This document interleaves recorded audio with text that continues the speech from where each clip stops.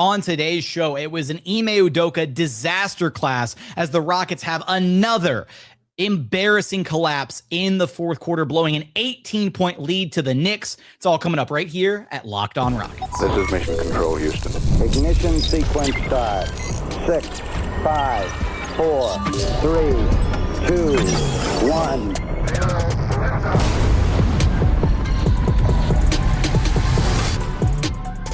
If I had a nickel for every time the Rockets blew a big lead in the fourth quarter this season and lost a game, I would have a concerning amount of nickels at this point.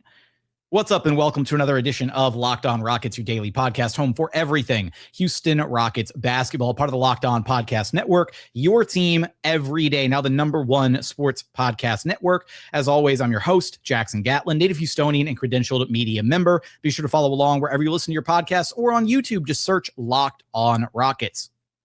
On today's show, we're talking about the Rockets' 108-106 loss to the Knicks, a game in which they led by 18 early in the fourth quarter, and then watch that lead dwindle, vanish, disappear, evaporate, whatever adjective you want to use. Ime Udoka pushing the wrong buttons down the stretch of this game. We'll talk about his impact in this one. We'll talk about Kevin Durant's struggles. Still not enough Reed Sheppard. Plenty of other things to get to from this game. First, I'll let you know that today's episode is brought to you by FanDuel. Use your profit boost on an NBA future and get entered for your chance to win a trip to the NBA Finals. Play your game with FanDuel, the official sports betting partner of the NBA. And as always, thanks so much for making Locked On Rockets part of your day every single day, whether it's on your way to work, on your lunch break, in the gym. Thank you so much for being an everydayer. I'm getting tired of watching the Rockets lose games like this, man. They had no business losing this game. 18-point cushion with a little under 11 minutes to play in the fourth quarter, and they somehow managed to lose this game. Just ridiculous. And we're going to get into some of the specifics of this one. You know, it was all Knicks the first half, and then it was all Rockets in the third quarter, and then it was the Knicks mounting their crazy comeback in the fourth quarter, unfortunately.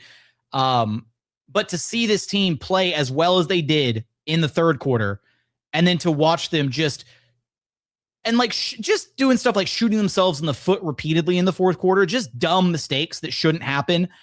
This team has very little poise, very little composure, very little ability to execute down the stretch of games. And I'm sorry, that's not on the players. That's on coaching. The fact that this has happened, I've lost track. I don't even know how many times, at least more than 5, right?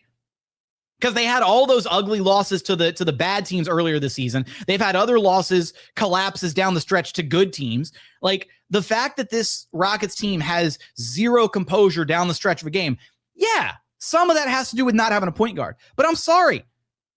This team's inability to execute down the stretch on offense falls squarely on the shoulders of Ime Udoka. And it is maddening watching this team fall apart in the same ways over and over and over again. It's absurd. 9 turnovers in the fourth quarter. 9 of them. The Rockets had 20 turnovers for the game. You had almost half of them in the fourth quarter. That just can't happen, man. That's stuff that bad teams do. That's stuff that lottery teams do. And this is a team with supposed championship expectations? Hell no. It was just miserable, man. And the problem is, it's not like the Knicks were doing anything crazy. Like a few of those turnovers just off the dome, right? The DFS backcourt violation trying to pitch it back to Tari Eason, or Kevin Durant just dribbling the ball out of bounds trying to run pick and roll late in the game. Like silly moments like that, unforced errors, just giving the ball away to give the Knicks more opportunities to claw back into the lead. But where it really felt like this game was truly lost is the Rockets' flat out inability to generate quality offense. And it's so funny because this comes off the heels of me complimenting this adjustment and this lineup that Ime ran, the whatever we want to call it, the twitchy, switchy, 5-out, the defense lineup, right? With Amin, DFS, Tari, Jabari, and Kevin Durant out there. That lineup is a great tool to use situationally. And there are certain benefits to running that lineup. It's a great lineup to run, and I'm glad that the Rockets can lean on it. This was not the game to use that lineup. It wasn't. That lineup was unable to get stops on the Knicks. They couldn't get stops, and they also couldn't generate any offense either, because Amin Thompson, I'm sorry, has not been a great offensive creator consistently. He has moments, he shows some flashes, and there's great moments where he'll, collapse the defense and find a kick out for an open 3-point shooter. He even had a few of those in this game in particular. But Amin Thompson does not provide the same level of offensive half-court creation that either of Alperen Şengün or Reed Sheppard do, or Kevin Durant for that matter. And so essentially it was Kevin Durant and a bunch of defenders. It was Kevin Durant and a bunch of 3-and-D guys and Amin Thompson out there for an extended stretch in the fourth quarter, and they just could not get anything going. For KD in the fourth, 8 points on 2 of 7 shooting and 3 turnovers. Just disastrous. And Ime Udoka doing no favors for KD. I really kind of felt like Ime left KD out to dry a little bit because, the Knicks, for stretches, the Knicks were running. The Knicks closed with Brunson and Jose Alvarado out there. There were multiple possessions where Brunson and Alvarado were having to check guys like Tari, Eason, and Jabari Smith Jr. And you're telling me the Rockets couldn't run an action to get a post up for Jabari with one of those 2 itty-bitty point guards guarding him, or literally anything else to find an offensive advantage somewhere, instead of just spamming Kevin Durant ISOs to the heat death of the universe? Because that's what it was. And KD just flat out didn't have it in this game. It was a rough night at the office for KD. He put up 30 points. Took him 26 shots to do it, though. 10 of 26 shooting. That is an awful night for Kevin Durant. And 3 of his 4 turnovers coming in that final stretch because Ime Udoka's entire offensive game plan was give the ball to KD and get out of the way. And when the Knicks have defenders like OG Anunoby and Mikal Bridges and Josh Hart and different bodies that they can throw at KD to make life difficult for him, and when they don't have to really worry about or respect the other 4 guys on the floor because all those guys are being told to just stand there and wait for a pass, no screening, no off-ball action, no offensive creativity, it's a mess. This Rockets team is a dumpster fire on offense most nights, unfortunately. And so much of their offense just boils down to how individually talented Kevin Durant and Alperen Şengün are. And when those guys are not playing like stars, it flat out shows. And that might be reductive where you're just like, oh, well, okay, of course, if the stars are struggling, then the Rockets are going to struggle. The process still feels awful, though. This team does not generate easy looks. They do not generate anything that ever feels like easy offense. So much of it feels like pulling teeth most of the time. And then to have the shortcomings of 9 turnovers in the final frame after only turning it over once in the third quarter, mind you. That's why the third quarter went so well. Only 1 turnover in the third frame. That's why they won that quarter 37-22, because not only were they locked in and engaged defensively, but offensively they were churning and they were firing on all cylinders because they were taking care of the basketball. You cut those turnovers in the fourth quarter in half. You reduce them to 5. Just get back 4 of those possessions. And we might be able to be talking about a Rockets win instead of a loss. And that to me boils down to coaching, boils down to a lack of ability to execute down the stretch. And that is squarely on Ime Udoka and the lineups chosen to run in this game when they clearly needed some offensive help, when they needed to get something going offensively. Ime elected to try and win with defense, and it blew up in his face. And my best guess is we're going to continue to see losses like that this season as they're finishing up their post-All-Star break stretch. And we're probably going to see some very frustrating losses just like this one in whatever the postseason looks like for this Rockets team. These are the types of losses that put coaches on the hot seat. Ime Udoka won't be on the hot seat, but based on the number of times that this team has fallen apart at the end of games this season, I feel like he probably should be on the hot seat, because it has happened an unacceptable amount of times for this Rockets team based on the amount of talent that they have at their disposal. I know they have injuries. I don't care. This team should not be losing games in this capacity at this stage of the season. It's unacceptable. Coming up, I do want to talk about other stretches from this game, some of the good, some of the bad. We'll talk about Kevin Durant's rough night, how the Knicks defended him, still not enough Reed Sheppard minutes. Get into all the other elements from this game. We're going to get there in just one moment. First, today's episode is brought to you by PrizePicks. Shoot your shot on PrizePicks and get $50 instantly in lineups when you play your first $5 lineup. That's right. PrizePicks is giving you $50 in lineups when you sign up and play your first $5 lineup. PrizePicks makes every dunk, every dime, and every board that much more exciting. It's America's #1 app for sports picks. PrizePicks is so simple to play. You just pick more or less on 2 to 6 player stat projections. And if your picks are right, you can cash in. You can choose from basketball, baseball, hockey, soccer, UFC, and so much more. Plus, they've got features like early payouts and flex play. So you've got options while the games are still happening. I've been super involved with PrizePicks this season. I'll tell you what, Alperen Şengün on the points, rebounds, assists hasn't really disappointed me so far this year. So if you're looking for some easy action, go choose Alp. Go choose more on Alp for the points, rebounds, assists. Download the PrizePicks app today and use code LOCKEDONNBA to get $50 in lineups after you play your first $5 lineup. That's code LOCKEDONNBA to get $50 in lineups after you play your first $5 lineup. PrizePicks, where it's good to be right. And continuing on here at Locked On Rockets, your daily podcast home for everything Houston Rockets basketball. Getting into some of the statistics from this game. You know, what's majorly concerning is that the Rockets, I mean, this was a razor-thin game, and it felt like, you know, this Rockets team, they did not make their mark on this game in any of the major statistical categories that you'd like to see a team try to win on a game-to-game basis, outside of just rebounding. That's basically the only thing that they did better. They out-rebounded the Knicks 44-29, I apologize. And that's about it. And they technically hit more threes and more free throws. They were 12 of 31 from three, 39% to just 10 of 26 for New York. And I will give them credit for defending the three-point line very well. The Knicks averaged like 40-something threes per game, and they only got up 26 of them because the Rockets did a very good job closing out on the three-point line in this game. So defensively, I'll give them credit for that.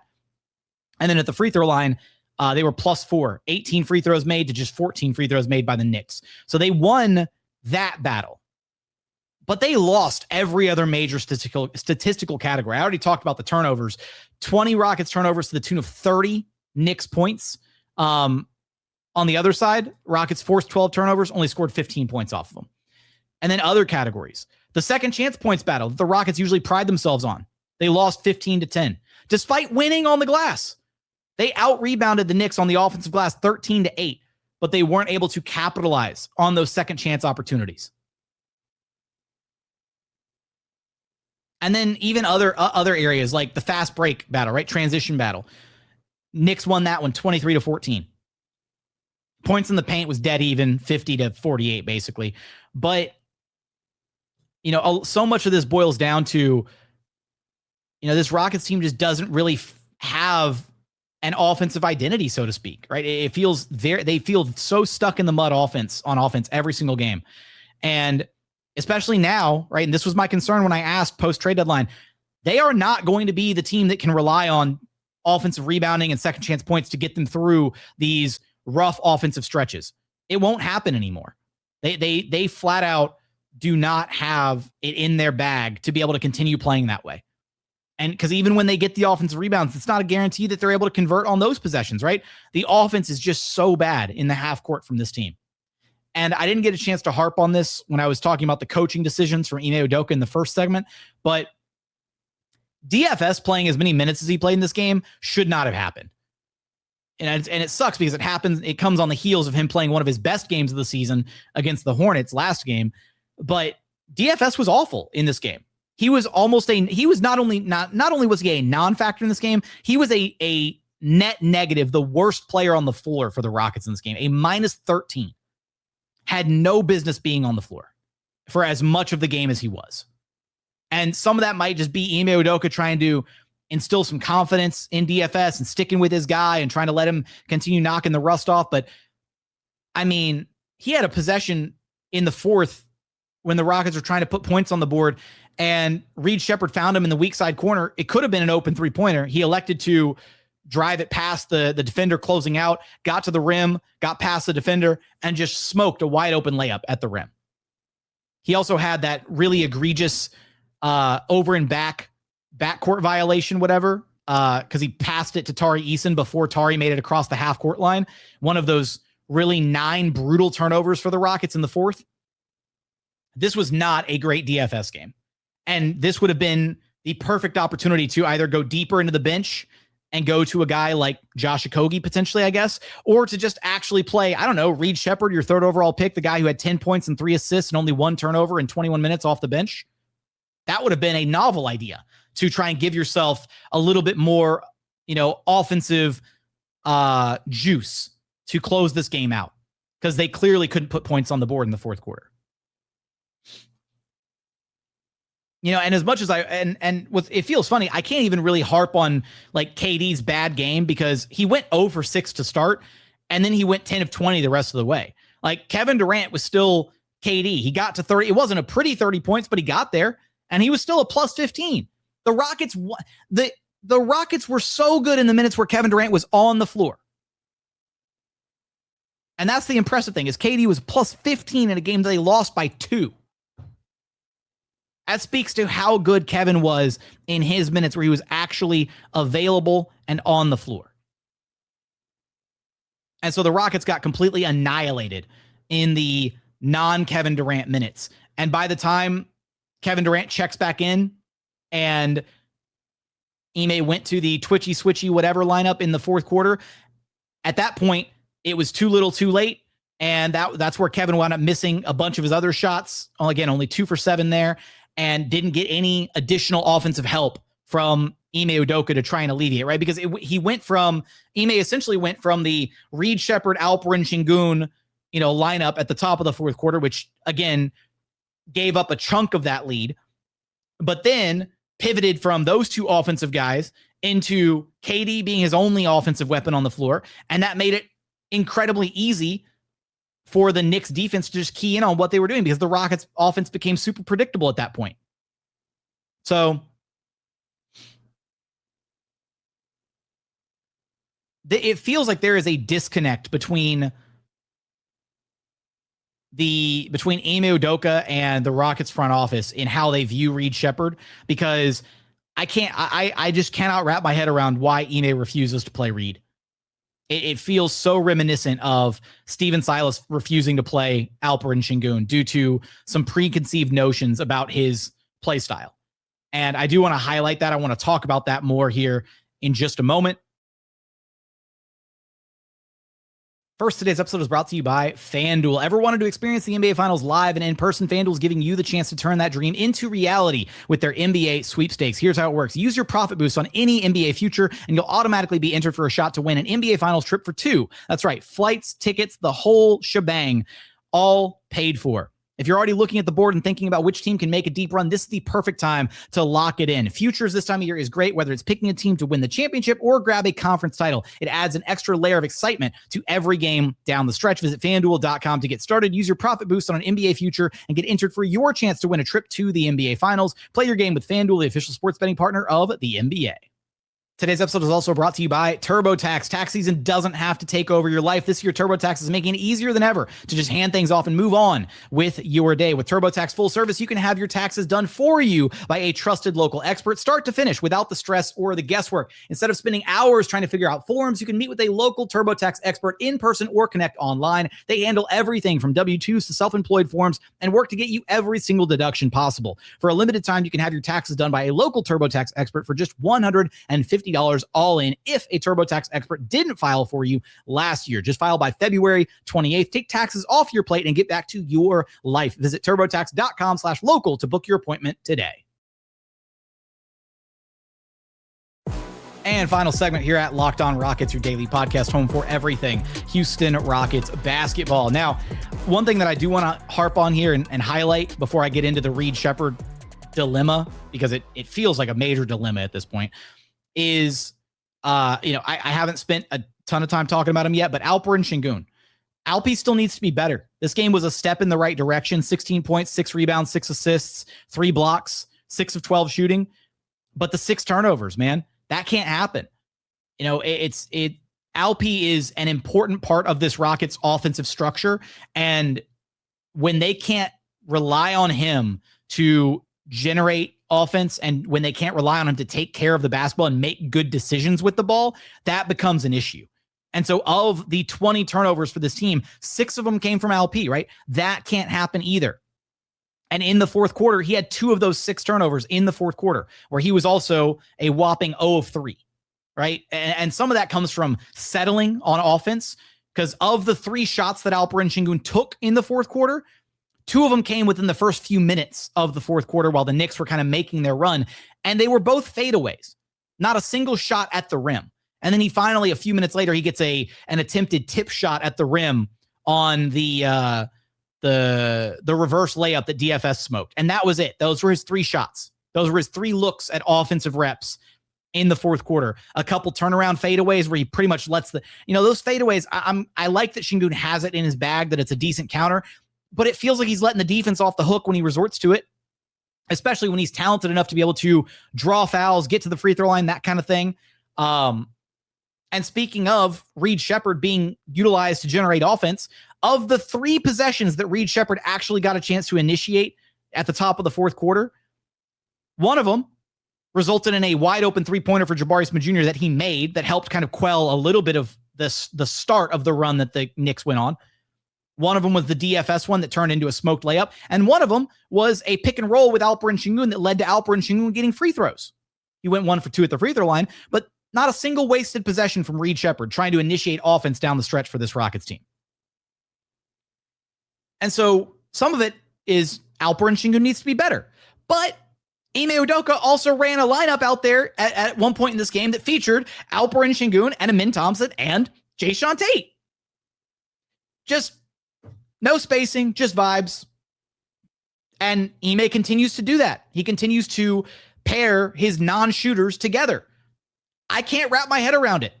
Like, I don't know, sub out Amin Thompson or let Amin Thompson play all his minutes next to Kevin Durant. I harped on this a little bit over the All-Star break or pre-All-Star break, where it's like, this Rockets team needs to try and find ways to maximize Şengün and Amin, and you can't maximize them together unless you play them in a very specific context. And playing Amin Thompson as the point guard and having him on the perimeter and letting him take wide open threes. Why did Amin Thompson take 2 3-pointers in this game? Every time Amin Thompson takes a 3-pointer, it is a win for the defense. I don't even like the 1 3 that Şengün took in this game. They shouldn't be taking threes, either of them. So combined, those 2 guys shot 33%, 1 of 3 from downtown. I know Şengün hit his one and only, and Şengün's been a lot better about not like just taking threes for vibes within the flow of the offense, what have you. He's completely like stopped taking threes, which I think is a bit concerning, because how much of that is just the coaching staff telling him, hey, stop taking threes, right? How much of that is confidence based? How much of Şengün's confidence is now shot from 3 because he doesn't have a coach who is willing to empower him offensively? Maybe that's some of it, right? But Şengün needs to be better at taking care of the basketball. The limiting his turnovers is going to be the next step in evolving his game, because right now there's stretches where he's a little predictable when he starts to make his move to the basket, or he holds onto the ball too long when the double team comes over, and then it results in a turnover, that kind of thing. But 6 turnovers for Şengün is too many.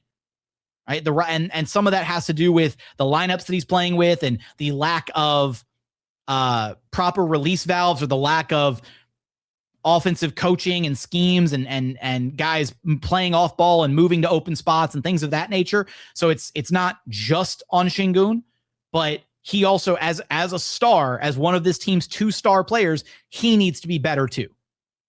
The Rockets need better production out of Alperen Şengün. And one way to unlock some of that better production is to let him play with and garner more offensive reps with the one point guard that this roster actually has. Seeing Reed Sheppard hit Şengün with that bounce pass where he was able to then draw the free throws was just magic. And the fact that the Rockets could be doing that so much more than they currently are is painful to think about. But it really does feel like there's got to be some kind of a disconnect between Ime Udoka and the Rockets front office and Rafael Stone, because I just don't understand. I cannot wrap my head around it. That you would take a guy with the number 3 overall pick and then a guy that projects to be your point guard of the future. Like, he's shown the flashes. And I know that there's a subsection of Rockets fans who don't believe Reed Sheppard is good, who think he's trash. Like, he can't defend. He's not good. All that stuff. He's just Peyton Pritchard. Hell, Peyton Pritchard would be awesome for this team based on how badly they need somebody that can actually handle the rock. And Reed is still young and he's still prone to making mistakes, but he was playing a great game. 10 points, 3 of 5 shooting, 2 of 4 from deep. Couple rebounds, 3 assists, only 1 turnover. This should have been the type of game that Reed got extended run. This should have been the type of game where Reed Sheppard took a quick puff on the bench and then clocked back into the game and helped close this one out. Because part of the reason that the Rockets offense looked good for stretches in that third quarter was when Reed Sheppard checked in, right? Like, Reed Sheppard helps unlock so much of this Rockets offense. And I do wonder, and this is where I'm gonna put on my tinfoil hat here, because Rockets could have made a move at the deadline. They could have gone out and gotten any point guard. Hell, they could have gotten Jose Alvarado. I think I might have mentioned it earlier in the episode. I'm losing track of what I've said and what I haven't said because we're getting into the weeds here in segment 3. But if I hadn't already mentioned it, right? Jose Alvarado was such a nuisance in this game for the Rockets. 8 points, 5 steals. He was awesome. He was out there closing for the Knicks.